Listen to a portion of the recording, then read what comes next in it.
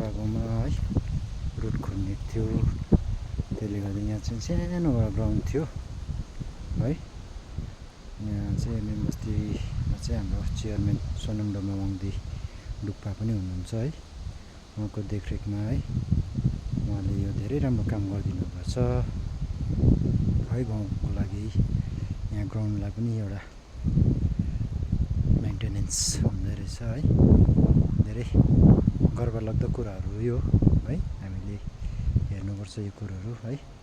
किन हाम्रो गाउँको कसैले पनि उहाँलाई यो कुरोमा जनाउनु त जनाएको थिएन,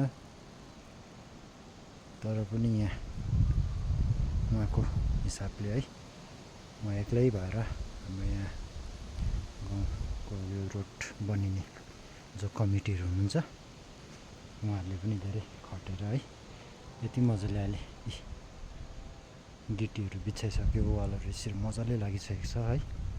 रोलरहरू आइरहेको छ, ग्राउन्ड पनि साथसाथमै बनिने भएको छ है। हाम्रो मेन बस्ती डुक्पा गाउँ जाने बाटो यो चाहिँ धेरै राम्रोसँगले गर्नुहुँदैछ है। धेरै राम्रो खुसी लाग्दो कुरोहरू है, गर्व लाग्छ है। तपाईँहरूलाई के कस्तो लाग्छ तपाईँहरू देख्नु सक्नुहुन्छ। पहिला चाहिँ हामी अब 50 रुपियाँ भाडा गाडी भाडा तिरेर पनि घरदेखिको परसम्म हिँडेर जानु पर्थ्यो हो, 50 रुपियाँ पनि जान्थ्यो। अहिले चाहिँ अब 50 त कि 70 तिर्नु पायो भने घरबाट चढ्नु चाहिँ पाउँछ। धेरै राम्रो भएको छ यो चाहिँ है।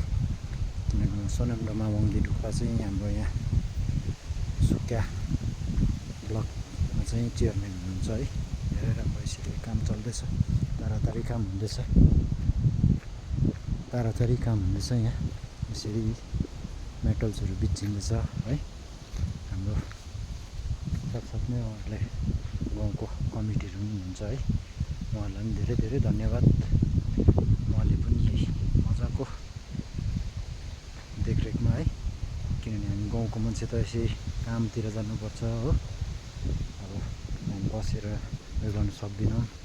उहाँ कमिटीहरू चाहिँ अब आफ्नो कामहरू पनि माया मारेर गाउँको लागि है एउटा एकदमै उहाँहरूले एकदमै के भन्नु बलिदानै भनौँ न एउटा है। उहाँहरू एकदमै निष्पक्ष ध्यान लिएर यहाँ काम गर्नु हुँदैछ उहाँहरूले है। आज त छैन रहेछ है, यो चाहिँ अब म चाहिँ यहाँ सर्टकटबाट ओह्रालो झर्नु आँटेको नि त है, ड्युटीबाट आएको है। मैले यो ग्राउन्डहरू बनिएको देखेँ, आजभन्दा अगाडि पनि हालेको थिएँ यो भिडियो है।